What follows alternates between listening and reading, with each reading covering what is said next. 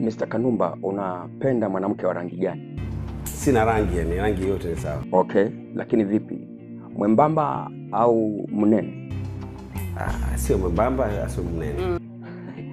Kwa hiyo atakayetokea ndo huyo huyo tu. Inawezekana. Lakini kuna kipindi ulifanya tukio ambalo lilitrendi sana mitandaoni. Hii imekaa.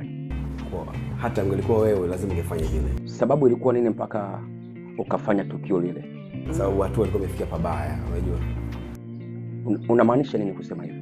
Inamaanisha kwamba fujo zilikuwa ni nyingi. Na yule mtu unajua alipo mpaka sasa hivi? Sio wenyewe tunamtafuta. Unadhani ile tukio lilizaa matunda ya namna gani? At least ilizaa matunda kwa sababu hauna kilezi kingine chochote tofauti na wanawake. Unasemaje kwenye hili? Maneno tu hayo, kwa sababu ni watu wameshachukulia kwamba kama mtu utumiki levi basi utakuwa ni mtu wa wanawake.